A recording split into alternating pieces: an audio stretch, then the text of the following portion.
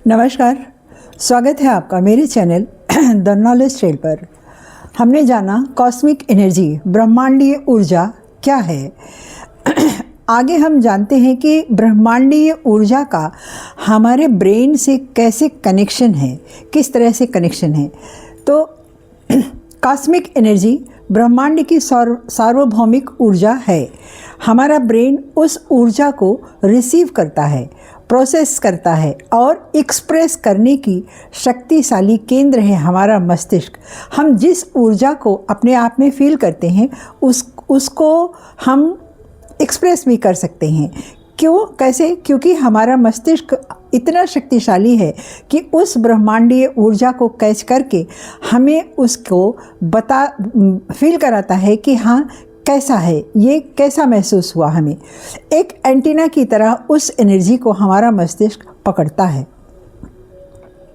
विज्ञान कहता है हमारा दिमाग और ब्रह्मांड दोनों इलेक्ट्रॉनिकल और इलेक्ट्रॉनिक मैग्नेट्स एनर्जी से परिपूर्ण है। एक है इलेक्ट्रॉनिकल, हमारा दिमाग, हमारा मस्तिष्क इलेक्ट्रॉनिकल है और वो ब्रह्मांडीय ऊर्जा इलेक्ट्रोमैग्नेट का काम करती है। तो इस तरह से दोनों का मिलन होता है और ब्रह्मांडीय ऊर्जा भेजती है और हमारा मस्तिष्क उसको कैच करता है। तो ये कनेक्शन है कॉस्मिक एनर्जी का हमारे ब्रेन के साथ। जैसे ब्रेन वेव्स कितने प्रकार की होती हैं हम इसको जानते हैं, फिर भी हम आज बताते हैं। बीटा ब्रेन जो होती है, बीटा वेव्स जो होती है, इससे हमें सोचने की पावर मिलती है और हम स्ट्रेस में भी आ जाते हैं। सोचते सोचते कभी कुछ ऐसा गलत भी अगर सोच लिया तो स्ट्रेस बढ़ता है। इसके अलावा होता है अल्फ़ा शांति का वेव है और क्रिएटिव है, ये क्रिएटिविटी को बढ़ाता है हमारी ये वेव्स। थीटा ध्यान से आता है, कल्पना से आता है, ये एक रिलैक्सेशन देता है हमारे दिमाग को। और डेल्टा, गहरी नींद में जब हम आते हैं तो डेल्टा आता है, उस समय हमारी बॉडी की हीलिंग होती है। पांचवी वेव है और सबसे शक्तिशाली वेव है गामा, उच्च चेतना की वेव है ये, जैसे हम थर्ड आई कह सकते हैं। तो थर्ड आई जब हमारी खुलती है तो हमारे मस्तिष्क में एक होता है पीनियल ग्लैंड एक उच्च आनंद की अवस्था में जब हम आते हैं तब वो खुलती है। योगी कहते हैं कि ये परमानंद की अवस्था होती है। पीनियल ग्लैंड जब हमारे मस्तिष्क में जब गामा से पीनियल ग्लैंड खुलता है तो ये वेव बनती है।